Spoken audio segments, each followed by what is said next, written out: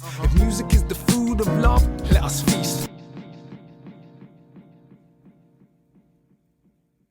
What's going on, people? This is Akala, and this week's classic album.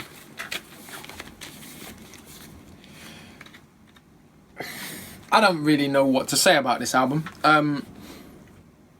One of the greatest albums of my teenagehood. I believe it came out in 98. Yep, I was correct, 1998. One of the most talented, probably actually for me, the most talented artist of a generation. One of the best rappers ever. Great singer, incredible songwriter, ridiculously good performer. And this album really summed all of that up. This was Lauryn at the peak of her powers. There's not a weak track, not even close to a weak track on the album. Every tune is ridiculous. I mean, I remember when this album came out, it was one of those albums that kind of just touched. Everyone had, like everyone. I bought a copy for my brethren's mum as like a birthday present, and it was like the first kind of hip-hop leaning album she probably ever had, and she was like grateful for it. Lauryn was just a genius, kind of epic proportions, and this album will kind of stand the test of time and be certainly for me one of the top 10 albums of the entire 1990s. Yeah, I don't really know what else to say. I don't think anyone's going to be surprised to see this included in here. The Miseducation of Lauryn Hill. For me, it's even the opening track. Funny how money changed the situation. Everyone knows that rap off by heart. If you know hip hop, you know that tune. And what was mad for me is that Lauryn never rapped that much, and it just used to annoy the fuck out of me.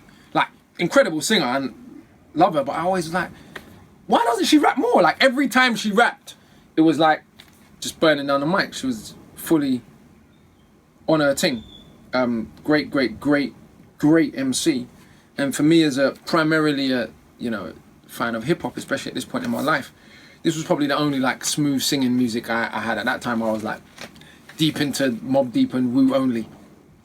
And Lauryn, I missed Jill Scott. I knew Erykah Badu was good, but I missed all of that. I even missed Common and Mos Def in the 90s. I liked them, but I never really got into them in the way that I got into Mobb Deep or DMX or Big Punisher or the Wu. I respected what they did, but I was like, it's not hard enough.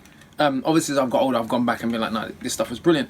For some reason, Lauryn was just the one who penetrated all of that. And this album, I had this album on repeat for the entire summer of that year. I remember it vividly, and I just remember always thinking, it's incredible, I love this record, but I just wish she would rap more. And that isn't really a valid criticism, because when she did rap, it was absolutely incredible.